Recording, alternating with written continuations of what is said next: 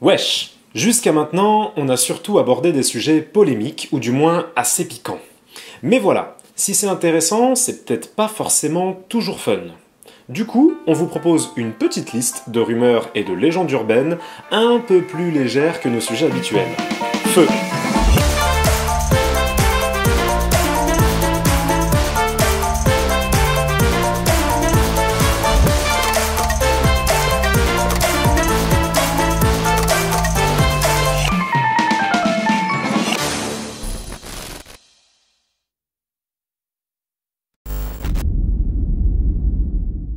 C'est une vieille légende urbaine, maintes fois répandue et pourtant remise en cause scientifiquement plusieurs fois depuis des dizaines d'années. Cette idée reçue date au moins du 19e siècle, depuis la découverte d'un regroupement de squelettes d'éléphants dans des endroits très localisés. Des études ont depuis proposé des explications rationnelles quant à ces regroupements, notamment le fait qu'en vieillissant, les éléphants se regroupent près de points d'eau et de boue pour se nourrir et soulager leurs molaires usés. L'endroit où ils peuvent subvenir à leurs besoins sera celui où ils auront le plus de chances de finir leur vie. Donc en fait, ils vont bien au même endroit, mais pas dans l'objectif d'y mourir, mais parce que ces endroits sont mieux adaptés à des vieux éléphants avec des chicots abîmés. Le mythe est renforcé par anthropomorphisme, l'interprétation d'un éléphant se retirant pour mourir loin de sa famille pour éviter d'être un fardeau par exemple, qui est devenu une inspiration de la dignité pour certaines cultures, ou les groupes d'éléphants allant se regrouper pour mourir comme dans un mouroir. Sa persistance en tant qu'idée reçue est également entretenue comme souvent par la pop culture. On voit ou on entend parler des cimetières d'éléphants dans Le Roi Lion, Le Livre de la Jungle, Astérix, L'Enfeuse de Troie, World of Warcraft, etc.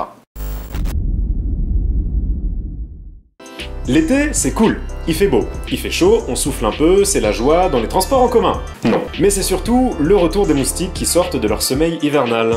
Et spontanément, on a un mécanisme de protection pour éviter de se retrouver le soir avec la clique des pompeuses de sang.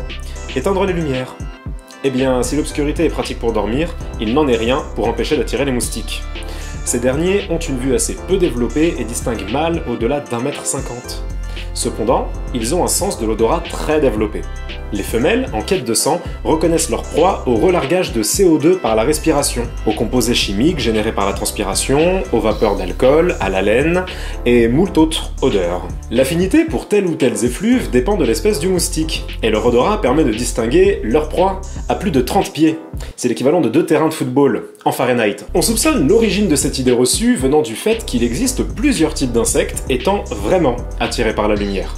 Que ce soit la nuée autour des réverbères ou les papillons de nuit dans votre chambre éclairée. Ces insectes possèdent une vue panoramique, développée, et utilisent pour la plupart la lumière de la lune pour s'orienter. Nos lumières artificielles déstabilisent leur système de navigation en gros. Mais dans toutes ces nuées, il est improbable d'y trouver un moustique. Tant qu'on y est, la citronnelle n'est pas efficace pour repousser les moustiques. Bye bye grand-mère. Et encore moins les applications prétendant utiliser des ultrasons. Certaines molécules sont en revanche efficaces, comme la picaridine ou le DETT, ou le DEET. Les noms de molécules chimiques sont très souvent indigestes, et lire une liste d'ingrédients chimiques sans en connaître les propriétés et avec un regard critique sur la chimie en général, amène à se méfier de tout ce qui ressemble de près ou de loin à un truc chimique. De là est né le canular du monoxyde de dihydrogène. Apparu et partagé dans les années 90, ce canular consistait en l'énonciation d'une liste de méfaits du monoxyde de dihydrogène, un produit chimique aux effets indésirables. Comme le fait qu'il était responsable d'asphyxie lorsqu'on l'inhalait, qu'il était contenu dans les vaccins, ce combo, ou même qu'il était rejeté par les centrales nucléaires et que sa forme gazeuse était un puissant effet de serre. Évidemment, il s'agit de l'eau. Masqué sous ce nom scientifique de DHMO, l'eau était l'objet d'un projet de science d'un collégien en 97, nommé « À quel point sommes-nous crédules ?», qui a été partagé à l'ensemble de ses camarades qui, pour la grande majorité, étaient favorables à son interdiction. Par la suite, des pétitions ont vu le jour pour l'interdire également. Ce canular a pris plusieurs formes qui avaient toutes plusieurs mêmes objectifs, notamment dénoncer le climat de peur instauré par certains militants usant d'amalgames et de termes techniques, comme les anti-vax par exemple, mais également dénoncer le manque de clarté de certains scientifiques qui usaient eux aussi de termes parfois trop techniques et n'aidant pas à la compréhension. Mais si pour autant vous pensez que monoxyde de dihydrogène est le nom scientifique de l'eau et que vous l'utilisez sérieusement pour démonter un argument pseudo-scientifique, eh ben on vous a vous aussi bien prank.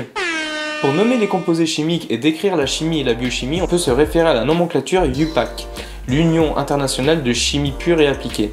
Ainsi, si on considère que le vrai nom scientifique, contrairement au nom générique et commercial, d'un composé chimique est le nom UPAC de ce composé, alors le vrai nom scientifique de l'eau c'est eau. Eh oui, oh oh oh.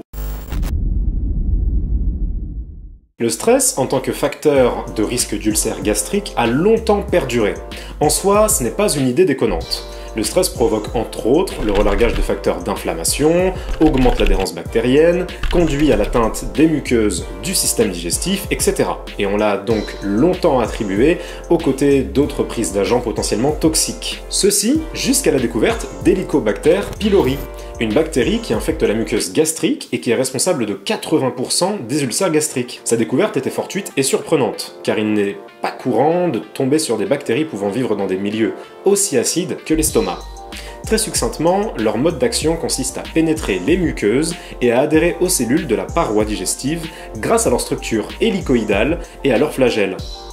L'ulcère est ensuite provoqué par deux grands mécanismes. La transformation de l'urée en ammoniac et CO2 par l'enzyme uréase de la bactérie qui va neutraliser le pH de l'estomac. Le relargage de produits sécrétés par la bactérie, comme des protéases, des lipases, bref, des enzymes détruisant les protéines et les composants des membranes cellulaires. Le principal traitement des ulcères est la prise d'antihistaminiques et d'antiacides. Pour diminuer le risque de récidive, on fait appel à des antibiotiques pour cibler Helicobacter. Certains archéologues et historiens des mathématiques ont retracé l'histoire du théorème de Pythagore en remontant jusqu'à l'époque paléo-babylonienne, avec la tablette de Plimpton 322 datant de -1800 où l'on découvre des associations de nombres satisfaisant la relation a au carré égale b au carré plus c au carré, appelé triplet pythagoricien. Idem, le théorème de Thalès remonterait dans ses premières traces vers le 2e millénaire avant Jésus-Christ, à l'ère de la civilisation babylonienne. La tablette MLC 1950, datée entre -1900 et -1600, décrit un exercice où le but est de calculer les longueurs des bases d'un trapèze rectangle à partir d'informations sur l'aire S du trapèze, sa hauteur et la hauteur du triangle complétant le trapèze. Le nom de Thalès est donné d'après une légende selon laquelle il aurait calculé la hauteur d'une pyramide en plantant un bâton et en mesurant l'ombre de la pyramide et du bâton de hauteur connue. En sociologie des sciences, ces attributions de noms sont expliquées et désignées par la loi de Stigler. Une découverte scientifique ne porte jamais le nom de son auteur, mais on aura l'occasion de vous en parler plus en détail prochainement. Albert Einstein n'a jamais été con à l'école. Enfin, jamais. Il en a peut-être eu, mais c'était pas un cancre.